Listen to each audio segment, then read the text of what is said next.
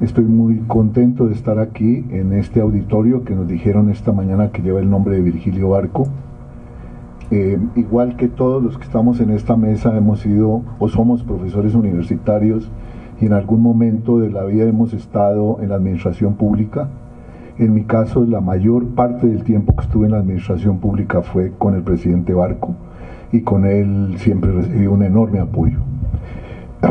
Y en relación con estar aquí, pues sí, yo trabajé en el comité ad hoc que creó esto, que en últimas por iniciativa y casi que una pasión de él, como alguien que sí tenía a mi juicio una visión muy clara del Estado, él nombró al gerente del Banco de la República, el gerente del Banco Central Hipotecario, obviamente Carlos Valencia, que era el director de Colcultura, yo, y Rogelio Salmona, que estuvo todo el tiempo en esas reuniones, porque se quería una nueva sede, no había ni lote, no se sabía cómo era, no había nada, pero realmente, y recuerdo que el presidente le ordenó así en esas reuniones muy frecuentes que tuvimos aquí en la Casa de Nariño, al poeta Darío Jaramillo, que vino a reemplazar a Pacho, al gerente del Banco de la República, que hiciera las actas, y seguramente él sí tiene eso y valdría la pena, porque yo he oído muchas historias del presidente Barco y tal, y algunas relacionadas con esto, pero ninguno de los investigadores nos ha llamado a los que sobrevivimos eso y podemos contar por dentro. Y entre otras cosas fui, y para mí también fue en esa misión, conocí como pocos realmente, porque eso no lo dejan a uno. Estuve hace poco, en el verano antepasado, estuve en Londres otra vez, de nuevo volví al public, lo que se llamaba el Public Record Office, pero sí, dado que iba por el gobierno colombiano, conocí desde las entrañas el archivo británico, y eso sirvió mucho para que Rogelio Salmona entendiera también cómo era que había que construir esto. Esto es muy importante, entre otras cosas, porque esta zona es de piedra, aquí hubo que meter mucha dinamita, pero eso daba que abajo las temperaturas, las humedades y todo lo que implica para, por ejemplo, conservar mejor los archivos, se pudo hacer más fácil, más económicamente que de otra manera. Pero bueno, eso lo digo porque de entonces a la fecha sigo muy en detalle lo que ocurre aquí, y soy bastante usuario. Cuando vengo aquí, allá en la sala de investigadores, estoy bastante tiempo buscando y encontrando distintos tipos de documentos. Y sobre eso quiero estar de acuerdo, pues me quitó casi todo lo que yo iba a decir Margarita, estoy completamente de acuerdo. Pero hay una cosa importantísima que yo le digo a mis amigos del derecho privado, a mis colegas de la Universidad de los Andes, porque yo también soy profesor en la Facultad de Administración de la Universidad de los Andes, en relación con el formato de los documentos solemnes, porque yo sigo las notarías, y claro, lo mejor es seguirlas desde el comienzo, que están aquí, y a mí me impresiona mucho que el formato de los documentos solemnes se mantiene desde la primera documento que yo encuentro hasta el presente. Vino la Revolución Francesa, vino los derechos de ciudadanía, quedaron abolidos los esclavos, lo que ustedes quieran, pero el formato del documento solemne de compraventa, de transacción, de lo que ustedes quieran, es exactamente el mismo. Y yo les pregunto a los abogados, bueno, ¿por qué no estudiamos un poco el formato? Porque en eso de la continuidad, si en algo se ve la continuidad, es en últimas en la propiedad privada y en la forma como se adquiere, como se transmite, como se negocia. Y ahí están esos documentos, ya han pasado 5 siglos, y los documentos de notaría, cuando uno va a una notaría, en primer lugar son solemnes, en segundo lugar tienen más o menos los mismos requisitos, y uno puede esperar, y esto a mí no es que me dé mucho optimismo, que alguien los guarde, que dentro de 5 siglos vamos a aparecer nosotros como unos pequeños propietarios por aquí de alguna cosa. Si alguien se pone con lupa a mirar cómo se hicieron las transacciones. Entonces, claro, estos archivos son extraordinariamente valiosos, y yo quiero poner una cuña además a algo que tiene este Archivo General de la Nación, aparte de que el director no nos pudo contar la extraordinaria riqueza de lo que hay en términos de la administración pública del siglo XX. todos estos, ¿cómo se llama?, depósitos o fondos, pero están en depósitos, y es la biblioteca. Y realmente hay cosas que solo se encuentran acá, no están ni en la Biblioteca Nacional ni en la Biblioteca Luis Ángel Arango, que son dos grandes repositorios en Bogotá. Algunas cosas solo están acá. Eso les quiero decir porque la gente no lo ve, y está en línea, está el catálogo, está en línea, y si no encuentran ciertas cosas allá, hay alguna probabilidad de que estén acá. Entonces, pues quiero dejar constancia de eso. Bueno, pasando ya propiamente al Estado, o digamos a la administración pública, que no está mal intercambiar en algún momento, imaginarse que el Estado es la administración pública, no está mal para algunos ejercicios puramente empíricos de sustituir las dos cosas. Bueno, en primer lugar, si nosotros imaginamos que el Estado está ocupado físicamente por personas, simplemente hagamos una imagen de eso, de que el Estado lo ocupa gente. Bueno, el Estado colombiano, o sea, la gente que ocupa la administración pública, está ocupado por colombianos. Y eso es muy importante, es sumamente obvio, pero la gente a veces piensa que está ocupado por franceses, o por norteamericanos, o por alemanes. No funciona, claro, es el Estado colombiano, ocupado por colombianos, que tienen una cultura política específica, que va cambiando esa cultura política. Por ejemplo, si uno dice monarquía, si uno se pone a decir, vamos a distinguir el Archivo General de la Nación en una sección que no vamos a llamar colonia, vamos a llamar monarquía, y otra vamos a llamar república. Y de repente alguien dice, bueno, pero monarquía católica, porque evidentemente si algo distinguió fundamentalmente la monarquía española fue el catolicismo. No hay una manera de separar a los dos, aparte de las relaciones institucionales con la Iglesia, que es la madre de todas las burocracias modernas, según entiendo, desde la revolución papal del siglo XII, que crea la estructura tal como estamos, y el derecho canónico tal como está, y tal como está básicamente la jerarquía de la Iglesia católica de hoy, viene del siglo XII, con los escribanos, los eruditos, los que saben, los que interpretan, todo ese tipo y de ahí los estados seculares copiaron, digamos, el modelo de cómo forma uno una burocracia y cómo hace una organización urbi et orbi.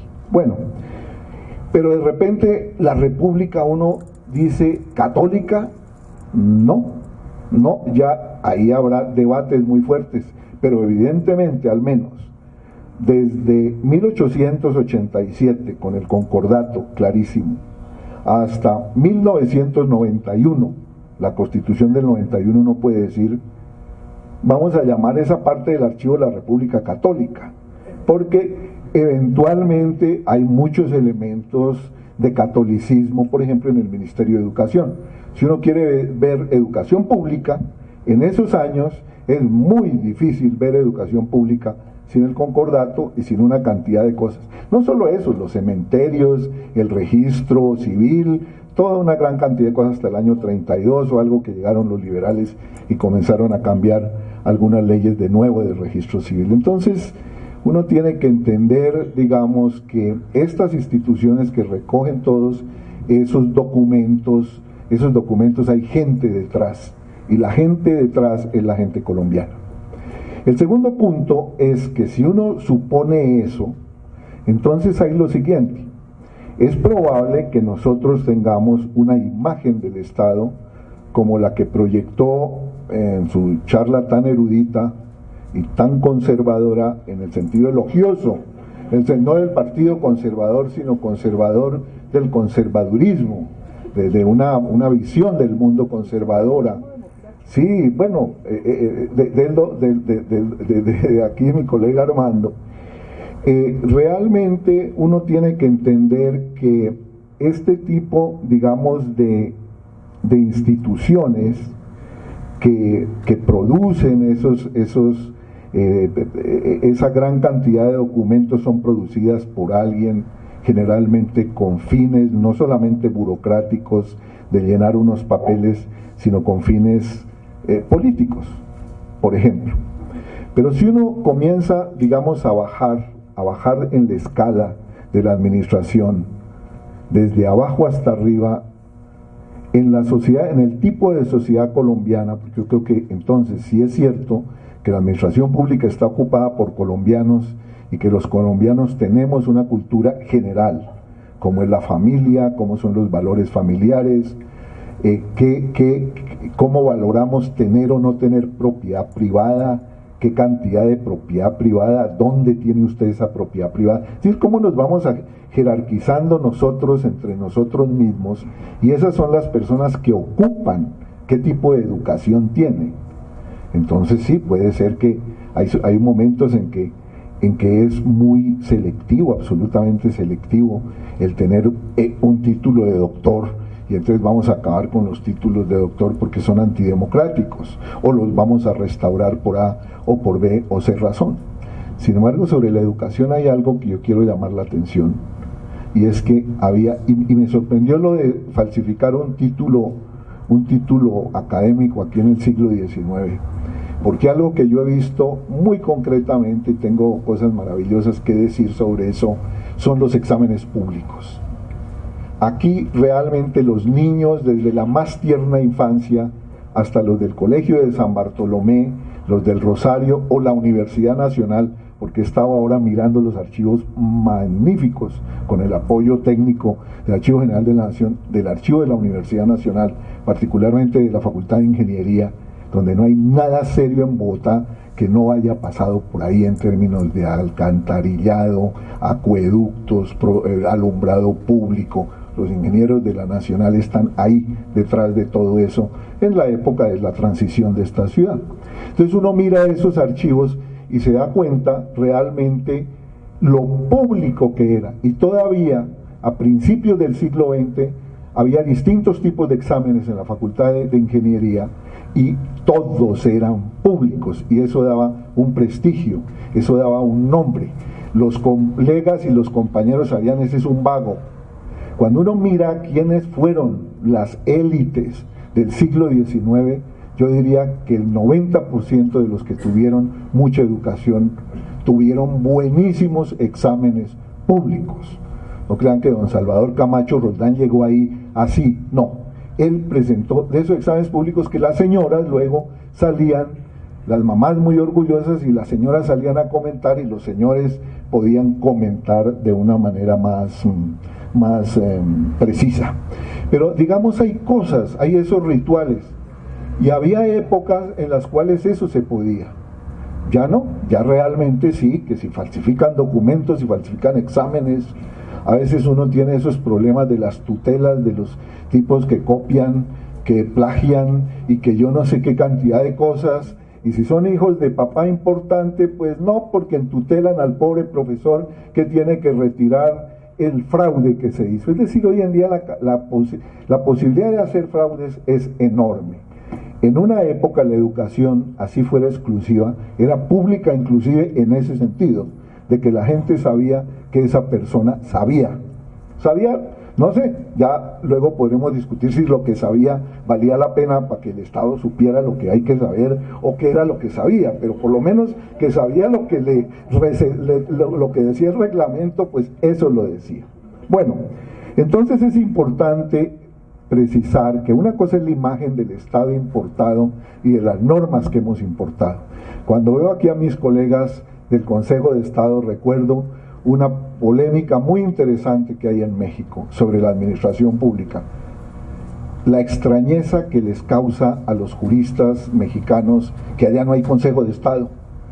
No hay Consejo de Estado, y somos países iguales, de la monarquía católica, de yo no sé qué cantidad de cosas, pero los mexicanos no escogieron el Consejo de Estado dentro de sus altos tribunales, y la forma de lo contencioso administrativo es completamente diferente hasta el presente, y eso tiene implicaciones muy fuertes realmente, más de las que uno supone. Tener o no tener Consejo de Estado, tener la sala de consulta, que acaba de usar el gobierno para decir, sí, el Congreso puede refrendar, etcétera. Eso es una cosa distinta. Entonces, pero bueno, tenemos la imagen, el Estado importado, el Estado que importó instituciones francesas, instituyó el federalismo seguro de la Constitución de Filadelfia. Importamos todo eso. Yo vuelvo a llamar la atención sobre las misiones ya en el siglo XX. Pero esa es apenas una imagen. Y esa imagen de todas maneras es ambigua. Cuando uno dice Colombia votó en la OEA de tal manera, Colombia votó en las Naciones Unidas de tal manera, o Colombia 2, Brasil 0, todo eso es Colombia. Hay una ambigüedad, hay una manera en que decimos Colombia, que es el Estado, la administración, todo, y hay otra manera que decimos Colombia en el partido de fútbol, o en el ciclismo. Es decir, la misma palabra esta que nos sirve un poco como para cobijar lingüísticamente todo, ya de por sí tiene distintos significados. Esto para decirles la relatividad de la imagen. Pero el Estado no es eso, yo estoy con Margarita 100%. El Estado son las prácticas. Y las prácticas no solo las de arriba, las prácticas de abajo para arriba es que tenemos que comenzar. ¿Cómo funcionan los alcaldes? Porque yo creo que en la administración pública, francamente, entre más local, es probable que la familia atraviese más la administración pública abiertamente, sin nepotismo. A todo el mundo le parece lo más natural que la familia esté ahí, porque está en el consejo municipal, el personero es el primo, el cuñado es el tesorero, y así sucesivamente. Y eso es lo normal, eso hace parte de cómo se administra. Uno supondría que entre más sube uno y más se hace compleja la cosa en el Poder Ejecutivo, en la rama ejecutiva, pues se despersonaliza más. Yo tengo mis dudas, sobre todo ahora, recientemente, cuando uno comienza a ver que ya hay dinastías familiares, donde probablemente la estrategia de algún expresidente es que su hijo sea presidente. Entonces dice uno, bueno, esto de nuevo, ¿cuál república? En el sentido de que, bueno, también se llamaba república en la época colonial, la palabra también es ambigua, la palabra república, lo público.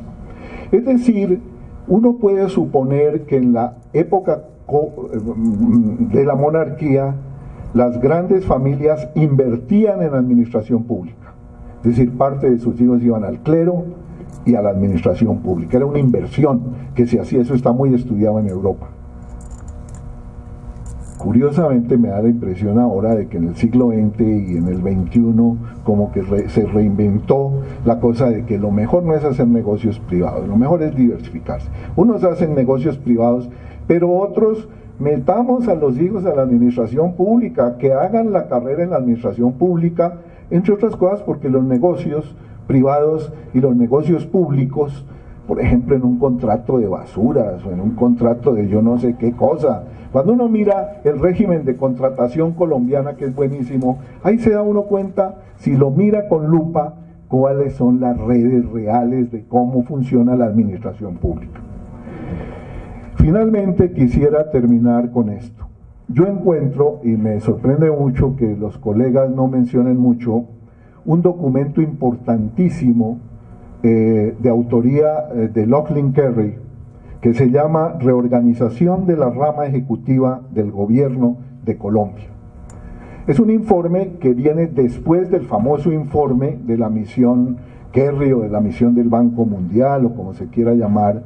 Es del año 51, él entrega al presidente Laureano Gómez, explica cómo está el listado de quiénes eran los miembros de la misión. Les digo, básicamente los técnicos duros eran norteamericanos, amigos de él probablemente de la época de Roosevelt.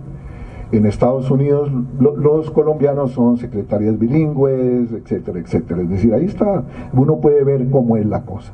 Es muy interesante este documento por varias razones. Primero, porque hace una disección muy clara de cómo era la administración pública en Colombia. Segundo, hace unos diagnósticos. Y dentro de esos diagnósticos voy a llamar la atención sobre dos. Uno, el fracaso que llama la misión de la ley de 1938 sobre el servicio civil administrativo. y hacen una serie de especulaciones de por qué fracasó el servicio civil y por qué el servicio civil tendría que ser restaurado en términos de cómo se hace el servicio civil. Y yo recuerdo, voy a contar la anécdota, que cuando estaba en el ICFES, vi en la famosa Escuela Superior de Administración Pública, que se creó al comienzo del Frente Nacional precisamente para que fuera la fuente de un servicio civil profesional de alto nivel, para que sirviera al Estado colombiano más allá de los partidos, más allá, sino servidores del Estado, no servidores de un partido. Y simplemente hicimos la encuesta de cuántos egresados de la Escuela Superior de Administración Pública estaban en la administración pública. Había dos, que es una cifra parecida a las 2 mujeres que había con sueldos de más de 500 pesos en el informe de la misión Kerry de 1949. Es decir, las mujeres no estaban en los altos cargos de la administración pública según ese informe. El segundo punto es muy importante y tiene que ver con la contabilidad. Dicen, bueno, la misión Kemmerer creó la Contraloría, hizo la contabilidad, pero una cosa es la contabilidad, otra cosa es auditar. Y muestran realmente que la Contraloría, en últimas, sin un sistema serio de auditaje, no funciona, que es muy interesante. Y luego leí, y con eso termino, esto es maravilloso trabajo que hizo, yo creo que por iniciativa de Adolfo Meisel, el Banco de la República, que acaba de poner, para que ustedes lo miren, toda la memoria de Hacienda del siglo XIX, toda está, se puede bajar toda o se puede bajar a pedacitos, como ustedes quieran, se puede bajar toda. Y me sorprende que ahora que hay una moda entre los economistas y los historiadores económicos de hablar de instituciones, nadie se fija, ni se había fijado en la contabilidad pública y en la forma tan meticulosa como los colombianos, no solo en el sector privado para hacer negocios, sino en el sector público, aplicaron el principio de la contabilidad de doble partida para entender mejor la información de las cuentas públicas. Y realmente la sofisticación de esa contabilidad, cuando uno mira, por ejemplo, y aquí está en el Fondo de Bienes Desamortizados de Colombia, es bastante impresionante. Entonces lo que yo quiero decir es que volvamos a mirar todas las cosas, que sí es importante la administración pública, que no idealicemos, porque realmente el Estado hace parte de la sociedad. Yo me eduqué en el positivismo de que el Estado era distinto a la sociedad. Muchos vamos evolucionando en la última introducción a la antropología del Estado, esas lecturitas que publicó el Fondo de Cultura, ya uno comienza a mostrar esto. El Estado son las prácticas que hace la gente desde la administración pública, y las más ricas, las más interesantes, en todo sentido para un historiador o para alguien de las ciencias sociales, y claro, para un político práctico, son las de abajo.